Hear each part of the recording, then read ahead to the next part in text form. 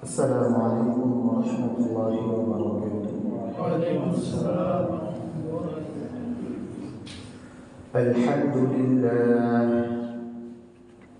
الحمد لله نحمده ونستعينه ونستغفره ونعوذ بالله من شرور أنفسنا ومن سيئات أعمالنا. من يهده الله فلا مضل له ومن يضلل فلا هادي له. وأشهد أن لا إله إلا الله وحده لا شريك له. وأشهد أن سيدنا ومولانا محمدا عبده ورسوله أرسله بالحق بشيرا ونذيرا وداعيا إلى الله بإذنه وسراجا منيرا. فقد قال الله تعالى في كلامه المجيد وفي فرقانه الحميد: أعوذ بالله من الشيطان الرجيم. بسم الله الرحمن الرحيم.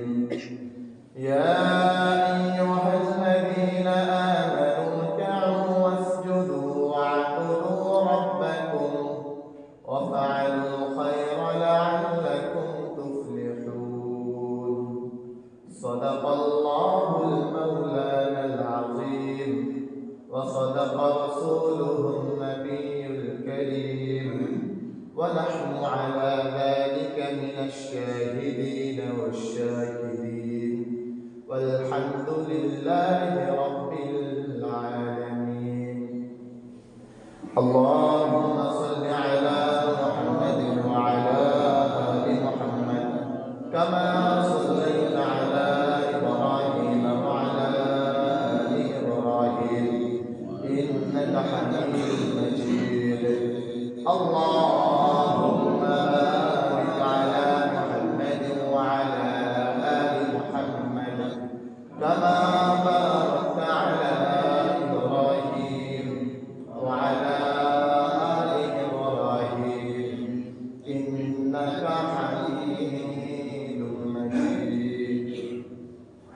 الله رب العزة والجلال কাছে শুকরিয়া আদায় করছি যে রব্বে কারীম আমাদেরকে জানুয়ারি মাসের সর্বশেষ জুমা, রজব মাসের সর্বশেষ জুমা আদায়ের উদ্দেশ্যে মসজিদে আসার, বসার, কোরআন হাদিসের আলোচনা শোনার মতো তৌফিক দান করেছেন। আমরা কালিমাতুশ শুকর আদায় করে নিচ্ছি, সকলেই বলি আলহামদুলিল্লাহ। দুরূদ রহমত বর্ষিত হোক রহমাতাল লিল আলামিন হযরত মুহাম্মদ মুস্তাফা সাল্লাল্লাহু আলাইহি ওয়াসাল্লামের প্রতি। আল্লাহুম্মা সাল্লি আলাইহি আল্লাহুম্মা বারিক আলাইহি। সম্মানিত মুসলিয়ানে ইকরাম, আমরা আমাদের গত জুমার আলোচনায় বলেছিলাম যে আল্লাহ রাব্বুল ইজ্জাত ওয়াল জালাল কোরআনুল কারীমে বলেন, অবশ্যই নামাজ মানুষকে অশ্লীলতা এবং অপছন্দনীয় কাজ থেকে বিরত রাখে। তবে আমরা দেখতে পাই অসংখ্য নামাজীদের মধ্যে এমন আছে যে সকল ব্যক্তিরা নামাজও পড়ে কিন্তু গুনাহের মধ্যেও লিপ্ত আছে।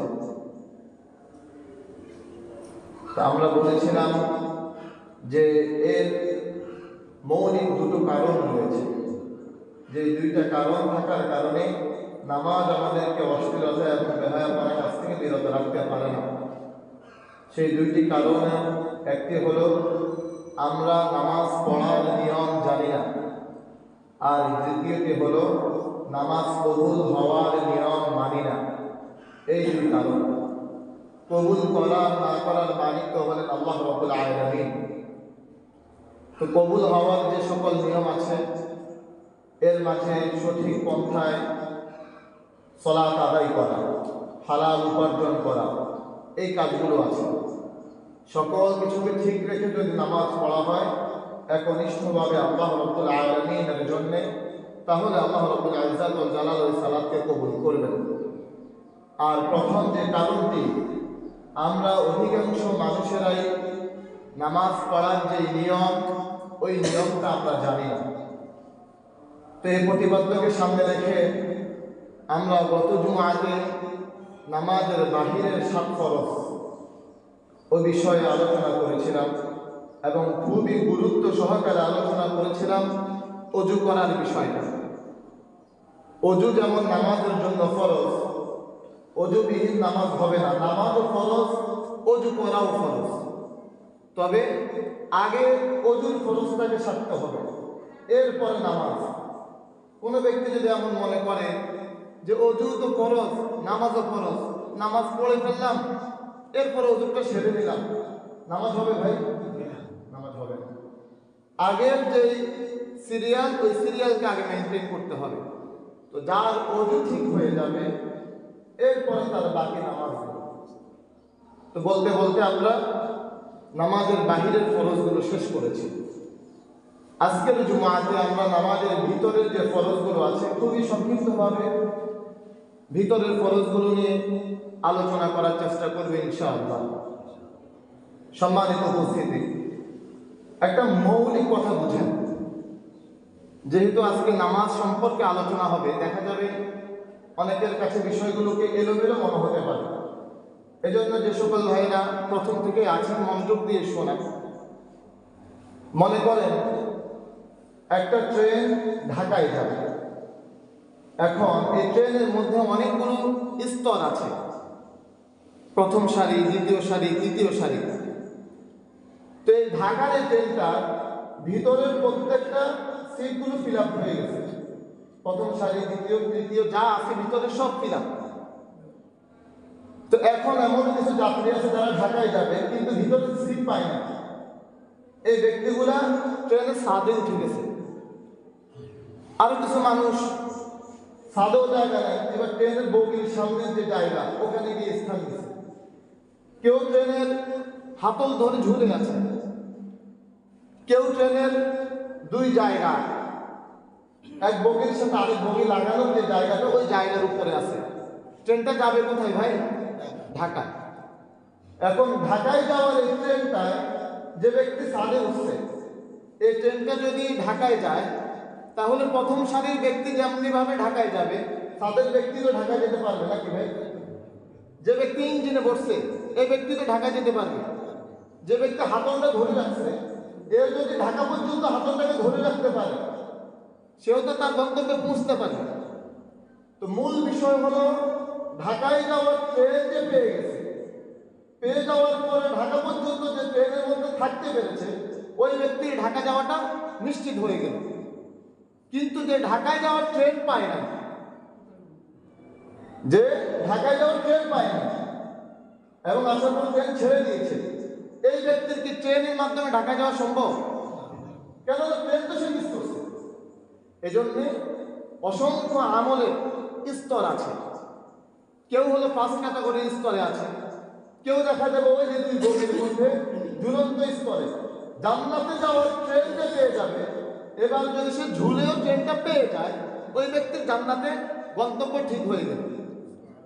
প্রিয় ভাই, তো আমরা আমাদের আলোচনাটাকে খুব মনোযোগ সহকারে শ্রবণ করার চেষ্টা করি। নামাজের ভিতরের ফরজগুলো। 1 নম্বর ফরজ কিয়াম করা। 1 নম্বর ফরজ কি ভাই? কিয়াম করা। আল্লাহ রাব্বুল আলামিন কি বলেন? হাফিজু আলাস সালাওয়াতি ওয়াস সালাতিল উসতা ওয়া কুমু লিল্লাহি কানিতিন। তোমরা আল্লাহ রাব্বুল আলামিনের জন্য দাঁড়িয়ে একনিষ্ঠভাবে সালাত আদায় করো। 1 নম্বর ফরজ কিয়াম করা। দেখেন কিয়াম কেমন ফরজ। আল্লাহ রাসূল সাল্লাল্লাহু আলাইহি ওয়াসাল্লাম একজন সাহাবী তিনি বলেন, عن عمران بن حسين رضي الله تعالى عنه قال كانت بواسير فسألت النبي صلى الله عليه وسلم। তিনি বলেন যে আমার অশ্বরোগ ছিল, তো অসুরোগ থাকার কারণে আমি আল্লাহ রাসূল সাল্লাল্লাহু আলাইহি ওয়াসাল্লামকে জিজ্ঞাসা করলাম আনিস সালাতি, সালাত সম্পর্কে। যে আল্লাহ রাসূল, আমি সালাত কিভাবে আদায় করব, আমি তো অসুস্থ মানুষ। তখন আল্লাহ রাসূল সাল্লাল্লাহু আলাইহি ওয়াসাল্লাম বললেন, সল্লি কাইমা, তুমি দাঁড়িয়ে নামাজ পড়বে। কিভাবে নামাজ পড়তে বলেছেন ভাই? দাঁড়িয়ে নামাজ পড়বে। এরপর রাসূল কি বলেন, ফা ইল্লাম তাস্তাতি, যদি তুমি দাঁড়িয়ে নামাজ পড়তে না পারো, ফাকাইদান, তাহলে তুমি বসে বসে নামাজ পড়বে। বসে নামাজ কখন? যখন দাঁড়িয়ে পড়তে পারবে না তখন। এরপর আল্লাহ রাসূল কি বলেন, ফা ইল্লাম তাস্তাতি, যদি তুমি দাঁড়িয়ে পড়তে না পারো, বসেও পড়তে না পারো, তাহলে ফালা জামবিন, তুমি শুয়ে শুয়ে নামাজ পড়বে। এই হাদিসে তিনটা বিষয়: এক, দাঁড়িয়ে নামাজ পড়া; দুই, সেটাতে না পারলে বসে; তিন, সেটাতে না পারলে শুয়ে নামাজ পড়া। আলহামদুলিল্লাহ, আমাদের মসজিদে অসংখ্য মসজিদ এমন আছে যে চেয়ারের রোগ। মনে হচ্ছে যে মসজিদটা একটা চেয়ারের ঘর, যে এখানে সারাদিন বাইরের সকল কাজ করতে পারে, গরুর জন্য ঘাস পর্যন্ত কাটতে পারে, কিন্তু মসজিদে আসার পরে তিনি এত মাযুর যে তিনি চেয়ারে বসা ছাড়া নামাজটা পড়তে পারেন না। তা আমরা আমাদের মসজিদে বলেছি যে আমরা আলোচনাটা শুনবো চেয়ারে বসে, নামাজের জন্য অপেক্ষাটা করবো চেয়ারে বসে, যেহেতু আমার ওই অ্যাবিলিটি না একটু লম্বা সময় অপেক্ষা করা। নামাজটা পড়বো আমরা দাঁড়িয়ে, যদি আমার দাঁড়িয়ে সম্ভব না হয় তাহলে বসে, বসে কষ্টকর হলে তাহলে শুয়ে। তো আমাদের যে দুর্বল মানুষরা আছেন, অসুস্থ, বয়সের কারণে, বার্ধক্যের কারণে, আলহামদুলিল্লাহ আমাদের সেই ভাইদেরকে আমরা দেখেছি যে তিনারা দাঁড়িয়ে নামাজ পড়ার চেষ্টা করেন। আল্লাহ ভাইদেরকে কবুল করুন। প্রিয় ভাই, তো নামাজের 1 নাম্বার ফরজ দাঁড়াই নামাজ পড়া। এখানে আমরা একটা ভুল করি। ভুলটা হলো দাঁড়ানোর পরে আমরা যায় নামাজের দোয়া পড়ি, ইন্নী ওয়াজ্জাহতু ওয়াজহিয়া লিল্লাযী ফাতারাস সামাওয়াতি ওয়াল আরদা হানিফা ওয়া মা আনা মিনাল মুশরিকিন। নামাজ শুরুর আগে যায় নামাজের জন্য এমন কোন দোয়া আমি কোথাও খুঁজে পাই নাই। তবে এই দোয়াটাই, সেম এই দোয়াটাই আছে নামাজের তাকবীর বাঁধার পরে। রাসূল সাল্লাল্লাহু আলাইহি সাল্লাম মাঝে মাঝে এই দোয়াটাও পড়তেন। রাসূল সানার জায়গায় ইন্নী ওয়াজ্জাহতু ওয়াজহিয়া লিল্লাযী পড়তেন, কিন্তু এই যে নিয়ত বাঁধার আগে, নিয়ত বাঁধার আগে যে ইন্নী ওয়াজ্জাহতু ওয়াজহিয়া লিল্লাযী পড়তে হয়, এটার কোনো প্রমাণ আমি কোথাও পাই না। তো আমার আশা থাকবে যদি কোনো ভাই এই আমলটা করেন, তাহলে নিশ্চয় আপনি জানেন যে এটা কোথাও আছে। তো যদি আপনি পেয়ে থাকেন আপনি আমাকে দিবেন, আমিও আমল করার চেষ্টা করব। আমি আপনারটা খুব ফেলে দিচ্ছি বিষয়টা এমন না, আমি খুব করে খোঁজার চেষ্টা করেছি, কোথাও আমি এটা পাই নাই যে জায়নামাজের জন্য আলাদা করে এমন কোনো দোয়া আছে। তো যেহেতু পাই নাই, আমি এটার উপর আমল করি না। তো এই দোয়াটাই আছে, সেটা হলো নিয়ত বাঁধার পরে। তাহলে আমরা ওই অনুযায়ী আমল করার চেষ্টা করা। আমাদের 1 নাম্বার ফরজ গেল কিয়াম করা। 2 নাম্বার ফরজ তাকবীরে তাহরিমা বলা। 2 নাম্বার ফরজ কি ভাই? তাকবীরে তাহরিমা বলা। আল্লাহু আকবার। তাকবীরে তাহরিমা কি? আওয়াজ দিয়ে বলেন আল্লাহু আকবার। আল্লাহ রাব্বুল আলামিন বলেন রাসূলকে, ওয়া রাব্বাকা ফাকাব্বির, হে রাসূল আপনার রবের বড়ত্ব বর্ণনা করেন। আল্লাহু আকবার, এই বড়ত্ব আল্লাহ রাসূলকে আল্লাহ আদেশ করেছেন যে আপনি বর্ণনা করেন, প্রচার করেন। আমাদের যখন এই দুনিয়াতে জন্ম হয়েছিল, আমাদের কানে ধ্বনি দেওয়া হয়েছিল, সেই ধ্বনি কি ভাই? আল্লাহু আকবার। জন্মের প্রথম ধ্বনি, মুসলমানদের সন্তানের জন্মের প্রথম ধ্বনি কি? আল্লাহু আকবার। এরপরে আমাদের মৃত্যু হয়, মৃত্যুর পরে আমাদের জানাজা হয়। জানাজা নামাজের প্রথম ধ্বনি কি? আল্লাহু আকবার। শেষ ধ্বনি কি? আল্লাহু আকবার। মুসলিম সন্তানের জীবনের প্রথম ধ্বনি হলো আল্লাহু আকবার। মুসলিম সন্তানের জীবনের শেষ ধ্বনি হলো আল্লাহু আকবার। যেই ব্যক্তির জীবনের সূচনা আল্লাহু আকবারের ধ্বনিতে, যেই ব্যক্তির জীবনের শেষ আল্লাহু আকবারের ধ্বনিতে, এই ব্যক্তি যতদিন এই দুনিয়াতে বেঁচে থাকবে, এই ব্যক্তির উচিত হলো আল্লাহু আকবারের ধ্বনির সাথে লেগে থাকা। জীবনের পরতে পরতে প্রত্যেকটা মুসলমানের উচিত হলো যেখানে আল্লাহু আকবারের ধ্বনি থাকবে আমরা সেখানে থাকবো। আল্লাহু আকবারের ধ্বনি ছাড়া অন্য কোনো ধ্বনি মুসলিম জীবনের টার্গেট হতে পারে না। প্রত্যেকটা মুসলমানের জীবনের মূল টার্গেট হলো আল্লাহু আকবার। আমাদের জীবনের শুরু ধ্বনি আল্লাহু আকবার, শেষ ধ্বনি আল্লাহু আকবার। থাকতে হবে আমাদেরকে আল্লাহু আকবার ধ্বনির সাথে। এই ধ্বনির বিরোধিতা যারা করবে, এই ধ্বনিকে যারা দমিয়ে দিতে চাইবে, যোগের পরিক্রমায় তারা বিলীন হয়ে যাবে, তারা দরিষ্ঠ হয়ে যাবে, কিন্তু এই ধ্বনি থেকে যাবে। এই ধ্বনি ছিল, আছে, থাকবে। এই ধ্বনিকে এই জমিনে বুলন্দ করার দায়িত্ব রব নিয়েছেন। পৃথিবীর এমন কোন শক্তি নাই রবের আল্লাহু আকবারের ধ্বনিকে বুলন্ডিত করতে পারে, কেউ পারবে না। দেখার বিষয় হলো আমি আপনি কি সেই ধ্বনির সাথে লেগে আছি কিনা। যেই ধ্বনি দিয়ে আমার জীবনের শুরু হলো, যেই ধ্বনি দিয়ে আমার জীবনের শেষ হবে, ওই ধ্বনির সাথে আমার আপনার জীবন কাটে কিনা, এটা হলো দেখার বিষয়। তো প্রিয় ভাই, আল্লাহু আকবারের ধ্বনি দিয়ে সালাত শুরু করা। আল্লাহ রাসূল সাল্লাল্লাহু আলাইহি ওয়াসাল্লাম বলেন, এটা কেমন ধ্বনি? অতাহরিমুহা তাকবীর, এটাকে তাকবীরে তাহরিমা কেন বলে? কারণ এই তাকবীর দেওয়ার পরে দুনিয়ার সকল কাজ এই তাকবীর হারাম করে দেয়। এরপর রাসূল বলেন অতাহলিলুহা তাসলিম, আর সালামের মাধ্যমে তাকবীর যেই কাজগুলোকে হারাম করেছিল, সালাম এর মাধ্যমে ওই কাজগুলো আবার হালাল হয়ে যায়। যখন সালাম ফেরানো হয় তখন যেই কাজগুলো তাকবীর হারাম করেছিল ওই কাজগুলো তখন হালাল হয়ে যায়। নামাজের মধ্যে ভাত খাওয়া, এটা হারাম না হালাল ভাই? হারাম। কে হারাম করেছেন? ওই যে তাকবীর আল্লাহু আকবার, এই তাকবীর। এই তাকবীর সবাই বলতে হয়, ইমাম সহ সবাই এই তাকবীর একসাথে বলতে হয়। সেটা যেন কেন জানেন? মুয়াজ্জিন আযান দেয়, আল্লাহু আকবার, আল্লাহু আকবার, আল্লাহ সবচেয়ে বড়, আল্লাহ সবচেয়ে বড়। সবচেয়ে বড় কে ভাই? মুয়াজ্জিন যেন বলতে চায় যে পৃথিবীর মানুষ তোমরা কেউ বড় নও। তুমি নিজের জায়গায় নিজেকে বড় মনে করতে পারো, তুমি চেয়ারম্যান, এমপি, তুমি মেম্বার হয়ে তুমি নিজের জায়গায় নিজেকে মনে করতে পারো, তবে মুয়াজ্জিন তোমাকে স্মরণ করিয়ে দিচ্ছে না তুমি বড় নও। বড় হলো কে? আল্লাহ। বড় দাওয়াত মুয়াজ্জিন দেয়।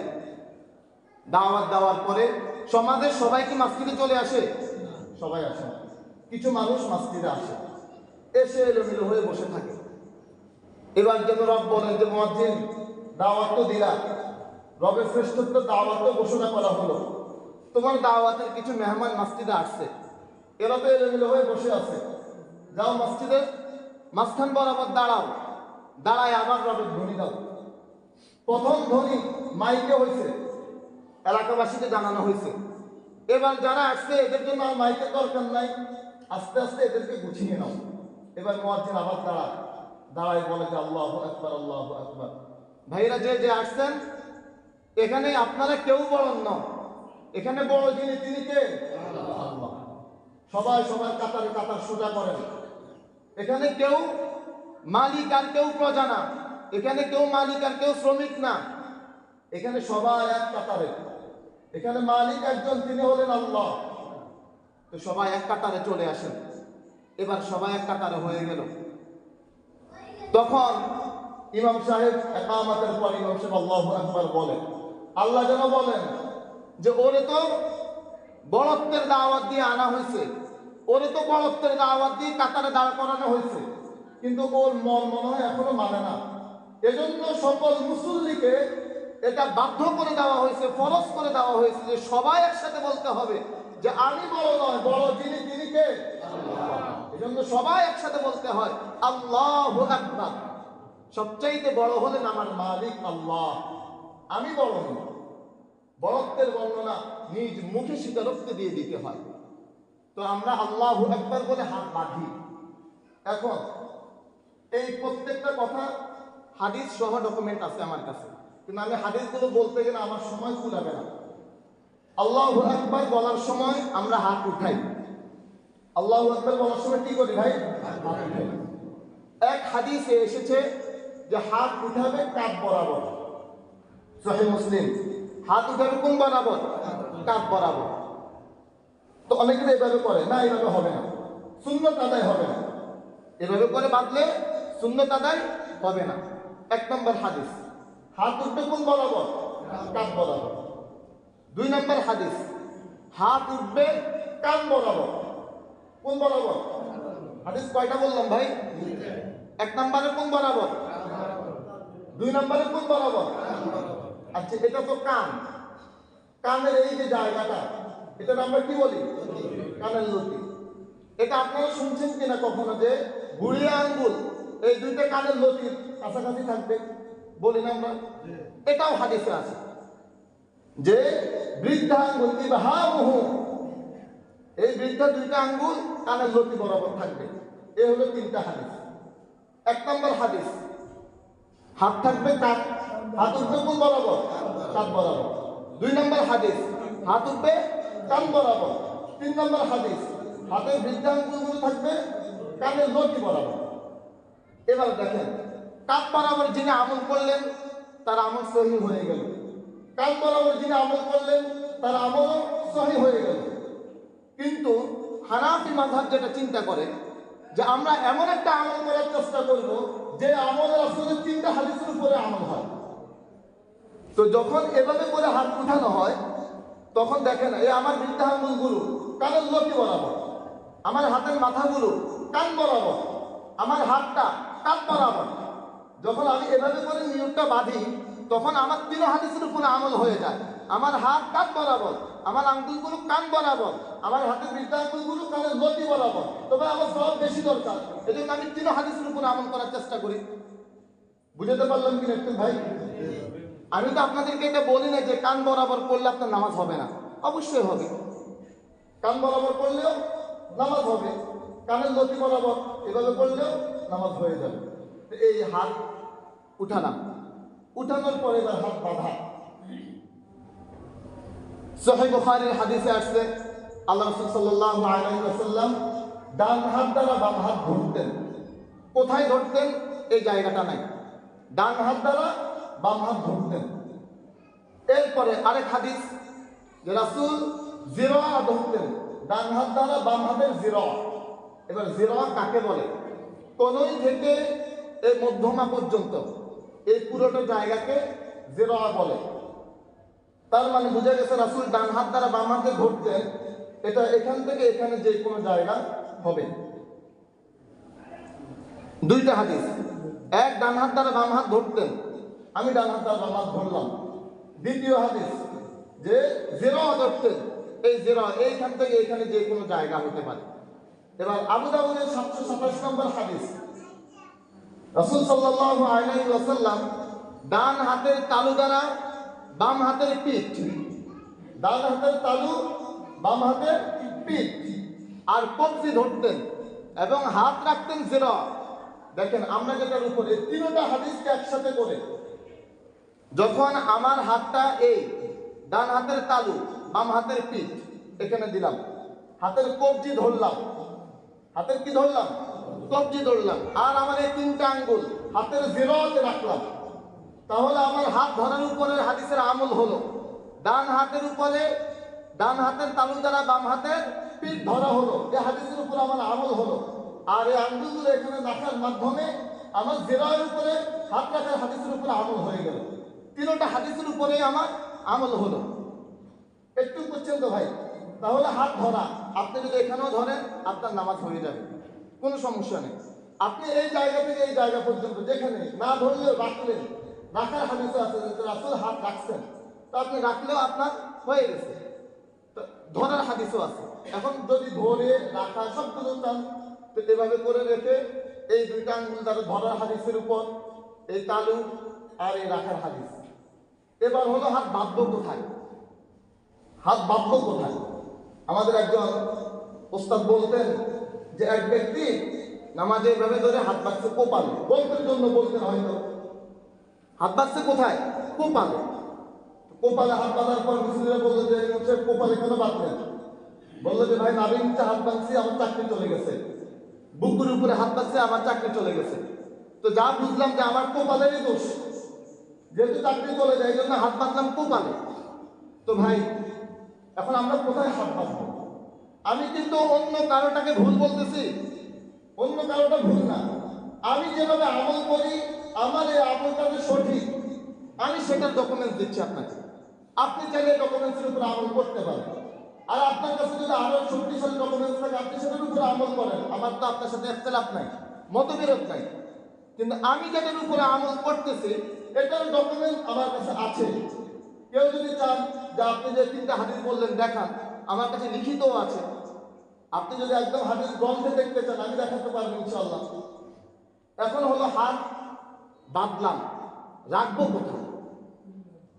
রাখার ব্যাপারে আল্লাহ রাসূল সাল্লাল্লাহু আলাইহি ওয়াসাল্লাম যে নামাজ পড়ছেন, এই নামাজকে আমরা দেখছি ভাই? রাসূল নামাজ পড়তে আপনারা দেখছেন কেউ? তাহলে রাসূলের নামাজ দেখছেন যারা, তারা কারা? সাহাবীরা। তো আমাদেরকে শিক্ষা নিতে হবে কাদের থেকে? সাহাবীদের থেকে। এবার দেখেন সাহাবীরা কি করছেন। আমার কথার উপরে তো আপনার ভাই আমল করার কোনো দরকার নেই। আমি আপনার এটা বলি না যে আপনি আমারটা মেনে নেন। আমি আপনার কাছে ডকুমেন্টগুলো রাখি, আপনি যেটা ভালো মনে হয় আপনি সেটার উপরে আমল করেন। আল্লাহ রাসূল সাল্লাল্লাহু আলাইহি ওয়াসাল্লামের সাহাবীদের লম্বা এই হাদিসে তিরমিজিতে 252 নম্বর হাদিস। ইমাম তিরমিজি রাহিমাহুল্লাহ এই হাদিসও সহিহ হাদিস। ইমাম তিরমিজি রাহিমাহুল্লাহ লম্বা আলোচনা করছেন। হাত বাঁধার উপরে আলোচনা করার পরে তিনি বলেন যে হাত কোথায় রাখবে, হাত বেঁধে কোথায় রাখবে, এটার উপরে সাহাবায়ে আজমাইন 2 ভাগে বিভক্ত। এটার উপরে সাহাবায়ে আজমাইন কয় ভাগে বিভক্ত? 2 ভাগে। এক ভাগ ওয়ারাআ বা'দুহুম আইয়াদআহুমা ফাওকা সুতরা, এক ভাগ তাদের হাত রাখতেন নাভির উপরে। নাভির উপরে কোথায় রাখতেন ইমাম তিরমিজি রাহিমাহুল্লাহ আলোচনা করেন না। আরেক দলের ব্যাপারে ইমাম তিরমিজি রাহিমাহুল্লাহ বলছেন যে সাহাবায়ে আজমাইনের আরেক দল তাহতা সুররা, হাত বাঁধতেন নাভির নিচে। এই 2টা বর্ণনায় আপনাদের কেউ যদি সংশয় থাকে তা আপনি তিরমিজি 252 নম্বর হাদিস খুলে দেখে নেন। ইমাম তিরমিজি রাহিমাহুল্লাহ তিনি এই বর্ণনা করেছেন। এবার আপনি যদি মনে করেন যে আপনি আমার চেয়ে ভালো বুঝেন, তাহলে আলহামদুলিল্লাহ, আমার কোনো কথা নাই আপনার সাথে। তো ইমাম তিরমিজি রাহিমাহুল্লাহ তিনি বললেন যে সাহাবায়ে আজমাইনের 2 দল বিভক্ত 2 ভাগে। একদল হাত বাঁধতেন নাভির উপরে, আরেক দল হাত বাঁধতেন নাভির নিচে। তো আমরা নাভির নিচে কেন বাঁধি? আমি কেন নাভির নিচে বাঁধি? কারণ আমি আমার মালিকের গোলাম। আমি মনে করি যে এক গোলাম তার মনিবের সামনে এমনই ভাবে দাঁড়ানো উচিত যাতে করে তার গোলামের সর্বোচ্চটা প্রকাশ পায়। এজন্য আমি এভাবে করে যখন হাত বাঁধি, আমি মনে করি যে আমি আমার মালিকের গোলাম, যে এটা সর্বোচ্চটা প্রকাশ করতে পারলাম। ইমাম বুখারী রাহিমাহুল্লাহ তার উস্তাদ এটাই বলেছেন যে যারা নাভির নিচে হাত বাঁধে এদের গোলামের সর্বোচ্চটা প্রকাশ পায়। কিন্তু ওই যে বুকের উপরে, এটার ব্যাপারে কথাবার্তা আছে। আমি ওটাকে বলি না যে ওটা যাবে না, ওটা আমার বলার কোনো দরকার নেই। অনেকে বলেছেন যে নাভি থেকে বুক পর্যন্ত সবটাই হাত বাঁধার জায়গা। আপনার যেখানে ভালো লাগে সেখানে করেন, আলহামদুলিল্লাহ। কিন্তু আমি আমার জায়গাটা ক্লিয়ার করলাম যে আমরা কেন নাভির নিচে বাঁধি, কেন এভাবে বাঁধি, কারণ এই পূর্ণাঙ্গ হাদিসের উপরে আমরা আমল করার চেষ্টা করি। তাহলে এতক্ষণ পর্যন্ত তাকবীরে তাহরিমা দ্বিতীয় ফরজ। দ্বিতীয় ফরজ কি? তাকবীরে তাহরিমা। তাকবীরে তাহরিমার পর আমাদের হাত উঠানো আর হাত বাঁধা, এই আলোচনাটা আমরা করলাম। এবার হাত বাঁধার পরে সানা পড়া। সানা রাসূল অনেকগুলো পড়ছেন, তো আমরা সবথেকে সহজটা পড়ি সুবহানাকাল্লাহুম্মা ওয়া বিহামদিকা ওয়া তাবারাকা ইসমুকা ওয়া তাআলা জাদ্দুকা ওয়া লা ইলাহা গায়রুক। এই সহজটা আমরা পড়ি। আরো 5টা সানা আছে যে 5টা সানা রাসূল পড়েছেন, তো ওগুলো চাইলে ওগুলো কেউ আমল করতে পারে, কোনো সমস্যা নেই। তো সানাতে গেলাম। এরপরে হলো 3 নাম্বার ফরজ। দেখেন, তাকবীরে তাহরিমা পড়া, কিয়াম করা, কিরাত পড়া। 3 নাম্বার ফরজ কি ভাই? কিরাত পড়া। এখন কিরাত তো যখন আপনি একাকী নামাজ পড়বেন, মনে মনে কিরাত পড়ার কোনো সুযোগ নাই। আপনি মনে করেন যেভাবে দাঁড়ায় মনে মনে পড়ে ফেললেন, এরপরে রুকুতে গেলেন, না, এটা হবে না। আপনি মনে মনে পড়লেও আপনার ঠোঁট লড়বে। আপনি মনে মনে পড়তেছেন আলহামদুলিল্লাহ রাব্বিল আলামিন আর রহমানির রহিম, আপনার ঠোঁট লড়বে। এবার আসেন মূল যে জায়গাটাতে আমাদের সমস্যা হয়, যে ইমামের পিছনে পড়বো কিনা। আল্লাহ রাসূল সাল্লাল্লাহু আলাইহি ওয়াসাল্লাম বলেন, ইন্নামা জুইলাল ইমামু লিউতাম্মা বিহি, ইমামকে নির্ধারণ করা হয়েছে তাকে অনুসরণের জন্য। রাসূল এই হাদিসে বলেন, ফাইদা কাব্বারা ফাকাব্বিরু ওয়া ইদা ক্বারাআ ফানসিতু, যখন ইমাম তাকবীর দেয় তখন তোমরাও তাকবীর দিবে, যখন ইমাম কেরাত পড়ে তখন তোমরা চুপ থাকবে। এই হাদিসে রাসূল কি বললেন? ইমাম যখন কেরাত পড়ে তখন আমাদের কাজ কি? চুপ থাকা। এরপর রাসূল বলেন, ওয়া ইদা ক্বালা গায়রিল মাগদুবি আলাইহিম ওয়ালাদ-দাল্লিন, ইমাম যখন বলে গায়রিল মাগদুবি আলাইহিম ওয়ালাদ-দাল্লিন ফাকুলু আমিন, তখন তোমরা বলো আমিন। এই আমিন বলার আলাদা এক বিশেষত্ব আছে, ফায়দা আছে। আল্লাহ রাসূল আরেক হাদিসে বলেন, কেউ যদি আমিন বলে গায়রিল মাগদুবি আলাইহিম ওয়ালাদ-দাল্লিন, এটার পরে যে ব্যক্তি আমিন বলল তখন ফেরেশতারাও আমিন বলে, যার আমিন আর ফেরেশতাদের আমিন এক হয়ে গেল, গুফিরা লাহু মা তাকাদ্দামা মিন যামবি, আল্লাহ রাব্বুল আলামিন তার অতীত জীবনের সকল গুনাহগুলোকে মাফ করে দিবেন। এই যে গুনাহ মাফ হবে, এটা কিন্তু কবিরা গুনাহ না, সগীরা গুনাহগুলো। ওটা মনে করার কোনো সুযোগ নেই যে আপনার ওই যে সুদ ঘুষ ওগুলো সব মাফ, অন্যের জমি দখল করে আছেন ওগুলো সব মাফ না, এটা হলো সগীরা গুনাহগুলো। তো প্রিয় ভাই, এখন হলো ইমামের পিছনে সূরা ফাতিহা, এটা পড়া নিয়ে ইখতিলাফ আছে আমাদের। এটার ব্যাপারে আমি যেটার উপরে আমল করি, আল্লাহ রাব্বুল আলামিন বলেন, ওয়া ইযা কুরিয়াল কুরআন ফাসতামিউ লাহু ওয়া আনসিতু লাআল্লাকুম তুরহামুন, যখন কোরআন তেলাওয়াত করা হয় তখন তোমরা চুপ থাকবে। তাফসীরে তাবারী ইমাম তাবারী রাহিমাহুল্লাহ তিনি বলেছেন যে এই আয়াতটা ফরজ নামাজের জন্য আল্লাহ রাব্বুল আলামিন নাযিল করেছেন। তার মানে ইমাম যখন ফরজ নামাজে উচ্চ আওয়াজে পড়বে তখন মুসল্লিরা শ্রবণ করবে। আমি এটার উপরে আমল করি, যখন ইমাম উচ্চ আওয়াজে পড়ে তখন আমি শ্রবণ করার চেষ্টা করি। আপনাদের এখানে না আমি ইমাম, আমি যখন বাড়িতে যাই তখন তো আমি মুসল্লি, তো মুসল্লি হলে তখন আমি পিছনে না, পিছনে থাকা অবস্থায় তখন আমি চুপ থাকার আমল করি। এবং ইমামের পিছনে যখন ইমাম আসতে পড়ে তখন আমি সূরা ফাতিহাটা পড়ার চেষ্টা করি। তবে এমন হাদিস আছে যে ইমামের পিছনে আপনি ইমাম যখন আসতে পড়বে তখন আপনার কিছুই পড়ার দরকার নাই, এটাও হাদিস দ্বারা সাব্যস্ত। ইমামের পিছনে আমাদের কেরাত পড়া, সূরা ফাতিহা পড়া, এটার ব্যাপারে আমি মনে করি যে ইমাম যখন জোরে পড়বে তখন আপনি চুপ থেকে তেলাওয়াত শোনা, ইমাম যখন মনে মনে পড়বে তখন আপনি শুধুমাত্র সূরা ফাতিহা পড়া। কিন্তু আপনি সূরা ফাতিহা না পড়লেও কোনো সমস্যা নাই, এটা হাদিস দ্বারা প্রমাণিত। প্রিয় ভাই, এরপরে আমাদের 3 নাম্বারটা গেল। 3 নাম্বারটা হলো কেরাত পড়া। প্রথমটা কিয়াম করা, তাকবীরে তাহরিমা, এরপরে কেরাত পড়া। 4 এবং 5 রুকু সিজদা, রুকু করা সিজদা করা। আল্লাহ রাব্বুল আলামিন কোরআনে বলেন, ইয়া আইয়ুহাল্লাযীনা আমানু রুকউ ওয়াসজুদু ওয়া'বুদু রাব্বাকুম, যে তোমরা রুকু করে সিজদা করো, কার জন্য? আল্লাহর জন্য। রুকু সিজদা কার জন্য হবে ভাই? আল্লাহর জন্য। তো আল্লাহ রাব্বুল আলামিন রুকু আর সিজদা করতে বলেছেন। রুকু সিজদা কিভাবে হবে? এখানে রুকুতে যাওয়ার পরে যখন দাঁড়ানো অবস্থায় থাকবো তখন নজর কোথায় থাকবে, একটা বিষয় আছে। নজরের ব্যাপারে দুটো কথা আছে।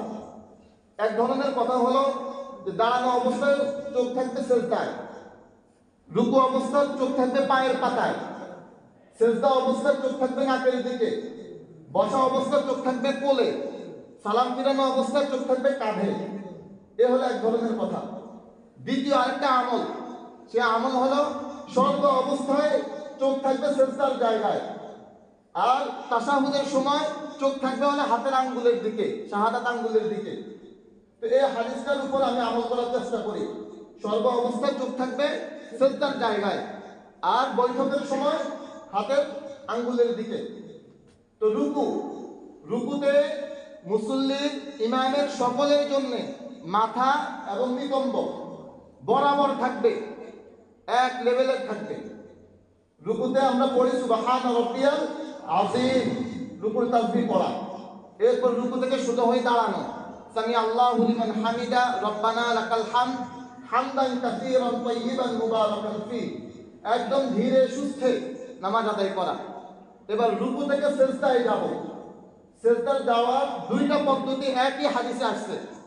একটা পদ্ধতি হলো যে আগে হাঁটু পরে হাত, আরেকটা পদ্ধতি হলো আগে হাত পরে হাঁটু। তো আমি আগে হাঁটু পরে হাত এটার উপর আমল করি, আগে হাঁটু পরে হাত। এবার সিজদা হবে 7টা অঙ্গ দ্বারা, 2 পা, 2 হাঁটু, 2 হাতের তালু, আর হলো মুখমণ্ডল, কপাল, নাক। সিজদায় যাওয়ার সময় আগে নাক লাগবে পরে কপাল লাগবে, উঠার সময় আগে কপাল উঠবে পরে নাক উঠবে। সিজদায় যখন যাবে তখন সিজদার সময় আমাদের হাতগুলো, হাতের তালু থাকবে জমিনে, হাতের কনুই থাকবে উঁচা করে। আল্লাহ রাসূল খুব ভয়ঙ্কর কথা বলেছেন, কেউ যদি সিজদায় তার হাতের কনুইকে জমিনে বিছিয়ে দেয়, রাসূল যেন বলতে চাচ্ছেন যে তোমরা কুকুরের মতো করে তোমাদের হাতগুলোকে জমিনে বিছিয়ে দিও না, নাউযুবিল্লাহ। হাতগুলোকে কুকুরের মতো জমিনে বিছিয়ে দিও না। তার মানে হাতের তালু থাকবে জমিনে, হাতের কনুই থাকবে শূন্যে, হাতের কনুই জমিনের সাথে মিশবে না। আর সিজদার সময় পেটের আর উরুর খালি জায়গাটা থাকতে হবে। কতটুকু খালি জায়গা? যাতে করে একটা বকরির বাচ্চা আসা যাওয়া করতে পারে, এতটুকু খালি জায়গা দরকার সিজদার সময়। সিজদা, 2 সিজদার মাঝখানে বসা। সিজদার দোয়াটা আপনারা পারেন, সুবহান রাব্বিয়াল আ'লা। 2 সিজদার মাঝখানে ধীরে সুস্থে বসা। আর এই 2 সিজদার মাঝখানে অনেকগুলো দোয়া আছে। সবচেয়ে সংক্ষিপ্ত দোয়া হলো আল্লাহুম্মা গফিরলি, আল্লাহুম্মা গফিরলি, আল্লাহ আপনি আমাকে ক্ষমা করে দেন। আর দোয়া আছে আল্লাহুম্মা গফিরলি ওয়ারহামনি ওয়াজবুরনি ওয়ারযুকনি ওয়াহদিনি ওয়াআফিনি। সবগুলো চমৎকার চমৎকার অর্থ আছে। ভাই দুনিয়ার জন্য কত কিছু শিখতে পারলাম, তো আমার নিজের উপকারের জন্য, আমার নামাজকে সুন্দর করার জন্য এই আমলগুলো শিখা আমাদের জন্য জরুরি। তো আমাদের সিজদা গেল, রুকু গেল, আর সর্বশেষ ফরজ হলো শেষ বৈঠক করা। শেষ বৈঠকে তাশাহুদ পর্যন্ত পড়া। এরপরে বাকিটা হলো বাড়তি অংশ, ওটাও আমল করা। তা আমাদের এই 6টা ফরজ গেল, এই 6 ফরজের উপরে আমল করা। এবার মূল কথাটাই আসি যে আমরা নামাজ পড়ার নিয়ম জানি না। এই যে বললাম, এখানে আমাদের অনেক গ্যাপ হয়। গ্যাপের ক্ষেত্রে কি করি আমরা? একজন ইমাম যখন নামাজ শুরু করে, ওই ইমামের পিছনে আমি যখন ইক্তেদা করলাম, তখন ভাই ইমাম সালাম ফিরানোর আগে আমি সালাম ফিরে চলে যাওয়ার সুযোগ আছে? তাহলে ইমাম সাহেব যখন রুকুতে গেলেন, রুকু থেকে দাঁড়ালেন, আপনি নিজ দায়িত্বে সিজদায় কেন চলে যান আগে আগে? ভাই আপনি আগে আগে সিজদায় চলে গেলে কি আপনি ইমামের আগে সালাম ফিরে চলে যেতে পারবেন? তো যেহেতু ইমামের সালাম ফিরানোর পরে আপনার ছুটি হবে, তো আপনি ইমামের আগে সিজদায় যান কেন? ইমাম যখন 2 সিজদার মাঝখানে বসলো, ধীরে সুস্থে বসতে হবে। আপনি আগে আগে সিজদায় চলে যাচ্ছেন যে? ইমামকে নির্ধারণ করা হয়েছে ওয়াইদা কাব্বারা ফাকাব্বিরু ওয়াইদা রাকা'a ফারকাউ ওয়াইদা সাজাদা ফাসজুদু। যখন ইমাম তাকবীর দিবে তোমরা তাকবীর দিবে, ইমাম রুকুতে যাবে তোমরা রুকুতে যাবে, ইমাম সিজদায় যাবে তোমরা সিজদাতে যাবে। আগে ইমাম করবে পরে আপনি করবেন। আপনি যদি ইমামের আগে স্বেচ্ছায় করেন, ইচ্ছে করে করেন, তাহলে আপনার এই নামাজ হবে না। ইমামের আগে যদি ইচ্ছে করে করেন, একটা হলো ভুলে আপনি করে ফেলছেন। দেখা গেছে ইমাম সাহেব রুকুতে গিয়ে হঠাৎ একটু কাশ দিচ্ছে, আপনি মনে করেন তাকবীর দিয়ে ফেলছে, এই জন্য আপনি উঠে গেছেন ভুলে, তাহলে আপনার রুকুতে চলে গেলে এটা হয়ে যাবে। কিন্তু যদি আপনি এটাকে আপনার অভ্যাস করে নেন, আপনি সবসময় এটা করে ফেলেন, তাহলে আপনার এই নামাজ হবে না। প্রিয় ভাই, ইমামের আগে যে ব্যক্তি রুকু সিজদায় চলে যায়, যে ব্যক্তি মাথা উঠিয়ে ফেলে, রাসূল তার ব্যাপারে বলছেন এই ব্যক্তির কি ভয় হয় না আল্লাহ যদি তার চেহারাটাকে গাধার চেহারা না করে দেয়? নাউযুবিল্লাহ, কত ভয়ঙ্কর কথা। তাহলে ইমামের আগে রুকু সিজদা করার সুযোগ আছে ভাই? কোনো সুযোগ নাই। আপনি ইমামের তাকবীরের জন্য অপেক্ষা করবেন। এত তাড়াহুড়া নিয়ে আমাদের নামাজে আসা হয়। আজকে কিছুক্ষণ আগে আমার কাছে একজন মেহমান আসছিলেন, উনি এসে বলতেছেন যে ভাই আলহামদুলিল্লাহ আপনার মসজিদ মুসল্লিরা তো অনেক সচেতন। আমি বললাম যে এটা বলার কারণ কি? বললো যে এখন মাত্র 12টা বাজে, মসজিদে তো আলহামদুলিল্লাহ মুসল্লিরা চলে আসছে। তো সচেতন যারা বুঝতে চায়, জানতে চায়, সে অনুযায়ী আমল করতে চায়, ওনারা যে মসজিদে নামাজ পড়ুক না কেন, আগে আগে যদি চলে যাওয়া হয়, তাহলে আপনি ইমামের পুরো আলোচনাটা যদি পান, আপনি একটা সুন্দর চমৎকার মেসেজ পাবেন। আর আপনি যদি আলোচনার একটা অংশে যান তাহলে আপনার কাছে এলোমেলো হতে পারে, আপনার কোনো বক্তব্য আপনি ভুলও বুঝতে পারেন। তো ভাই, ইমামের অনুসরণ করা। আর হলো আল্লাহ রাসূল সাল্লাল্লাহু আলাইহি সাল্লামের কাছে একজন লোক আসলেন। রাসূল মসজিদের এক কোণায় বসা ছিলেন। রাসূল দেখতে পেলেন এই ব্যক্তিটা নামাজ পড়ছে। নামাজ শেষ করে রাসূলের কাছে আসলেন, এসে রাসূলকে সালাম দিলেন। আল্লাহ রাসূল বললেন যে ইরজি ফাসাল্লি ফা ইন্নাকা লাম তুসাল্লি, তুমি নামাজ পড়ো, তুমি নামাজ পড়োনি। লোকটা নামাজ পড়লো, রাসূল দেখলেন যে নামাজ পড়ছে, এসে রাসূলকে সালাম দিলেন। রাসূল বললেন যে ইরজি, তুমি ফিরে যাও, ফাসাল্লি, নামাজ পড়ো, ফা ইন্নাকা লাম তুসাল্লি, তুমি নামাজ পড়োনি। মানে আপনি রাসূলের শব্দটা খেয়াল করছেন, নামাজ পড়ে আসার পরে রাসূল বলতেছেন যে তুমি নামাজ পড়োনি। লোকটা গেল, নামাজ পড়লো, আবারও আসলো, সালাম দিলেন, রাসূল বললেন যে ফিরে যাও, নামাজ পড়োনি। তৃতীয়বার আসার পরে যখন রাসূল আবারও বললেন, তিনি বললেন ইয়া রাসূলুল্লাহ, আপনি আমাকে দেখিয়ে দেন। তাহলে রাসূল বললেন যে রুকু সিজদায় ধীরে সুস্থে পড়া, ধীরে ধীরে রুকু সিজদা করা। আল্লাহ রাব্বুল আলামিন বলেন আল্লাযীনা হুম আন সালাতিহিম সাহুন, যারা তাড়াহুড়া করে রুকু সিজদা করে এরা এদের নামাজের ব্যাপারে উদাসীন। আর এই তাড়াহুড়া করে রুকু সিজদার কারণে তার নামাজ সহি হয়নি। এভাবে নামাজ পড়ার কারণে ফাওয়াইলুল লিল মুসাল্লিন, এই নামাজের জন্য আল্লাহ রাব্বুল আলামিন জাহান্নাম তৈরি করে রেখেছেন, নাউযুবিল্লাহ। তো ভাই, কষ্ট করে নামাজও পড়লাম কিন্তু আমার কোনো ফায়দা আসলো না, তো এই নামাজ আমার জন্য কি কল্যাণকর হতে পারে? এজন্যে নামাজও খুব ধীরে সুস্থে পড়া। আমরা তো খুব ব্যস্ততা নিয়ে মসজিদে আসি। যদি মসজিদে ব্যস্ততা নিয়ে না আসতাম তাহলে সালাম ফিরানোর পরে এই শুক্রবার একদিনে তো অনেকের আশা হয়। আপনার কত তাড়া, কত ব্যস্ততা, আপনার 4 রাকাত সুন্নাত পড়ার সময় আপনার হয় না। এখান থেকে গিয়ে আপনার একটু খাওয়া দাওয়াই তো। দুনিয়ার এমন কোন ব্যস্ততা আছে আমার মুসল্লি ভাইদের, মুসলমানদের এমন কোন ব্যস্ততা আছে শুক্রবার এই জুমার দিনে যে আপনি ফরজ সালাতের সালাম ফিরানোর পরে খুব দ্রুত আপনাকে চলে যেতেই হবে, না হলে আপনার সব কিছু ধ্বংস হয়ে যাবে। প্রিয় ভাই, এজন্যে খুবই ধৈর্যের সাথে আপনি ফরজ সালাতটা পড়েছেন, বাকি জিকির আজকারগুলো, তাসবিহ তাহলিলগুলো, বাকি সুন্নাতগুলো সুন্দরভাবে পড়ে মসজিদ থেকে বিদায় হওয়া। খুব চমৎকার একটা উক্তি আছে, মসজিদ হলো ইমানদারের জন্য মাছের মতো। মাছ যেমন পানিতে নিরাপদ থাকে, ইমানদার তেমন মসজিদে নিরাপদ থাকে। ইমানদার মসজিদে আসলে সেটাকে তার শান্তির জায়গা মনে করে। আর মুনাফিকের জন্য মসজিদ হলো বন্দি পাখির মতো। পাখি যেমন খাঁচার মধ্যে বন্দি হলে বের হতে চায়, মুনাফিক তেমন এইভাবে মসজিদে আসলে দ্রুত বের হতে চায়, তার জ্বালা পোড়া লাগে, সে সহ্য করতে পারে না। তো ভাই, আমাদের মধ্যে যদি এমন তবিয়ত থাকে যে মসজিদ থেকে দ্রুত বের হতে হবে, তাহলে ভাই এই তবিয়তটা চেঞ্জ করা। তো নামাজের উপরে লম্বা আলোচনা করলাম। আরেকটা মূল কথা বলি, সেটি হলো রজব মাস শেষ পর্যায়ে, আগামীকাল থেকে শাবান মাস শুরু হবে। শাবান মাসের সুন্নাহ হলো আল্লাহ রাসূল সাল্লাল্লাহু আলাইহি ওয়াসাল্লাম বলেন ইয়াতাহাফাযু মিন শাবান মা লা ইয়াতাহাফাযু মিন গায়রিহি। রাসূল সাল্লাল্লাহু আলাইহি ওয়াসাল্লাম শাবান মাসে যত কদর করতেন, যতটা যত্ন করতেন, অন্য কোনো মাসের এতটা যত্ন করতেন না। আরেকটা হাদিসে এসেছে আল্লাহ রাসূল সাল্লাল্লাহু আলাইহি ওয়াসাল্লাম রমজান মাসে পুরো মাস রোজা রাখতেন, আর শাবান মাসে এত বেশি রোজা রাখতেন যে মনে হচ্ছে যেন পুরো মাসই রাখছেন, কিন্তু পুরো মাস রাখতেন না। এত বেশি রাখতেন যে অন্য কোনো মাসে তিনি এত বেশি রোজা রাখতেন না। এই জন্য যেহেতু আগামীকাল থেকে শাবান শুরু হচ্ছে, এরপরে রমাদান মাস, রমাদান মাস সিয়ামের মাস। ওই রমাদান মাসে সিয়াম যাতে আমরা ভালোভাবে রাখতে পারি, শাবান মাস থেকে চর্চা করা দরকার আমাদের। তো শাবানের এই দিনগুলোতে আমরা নফল সিয়ামে আমল করার চেষ্টা করব। আল্লাহ রাব্বুল আলামিন আমাকে সহ আপনাদেরকে আমল করার তৌফিক দান করুন। ওয়া আখিরু দাওয়ানা আলহামদুলিল্লাহি রাব্বিল আলামিন।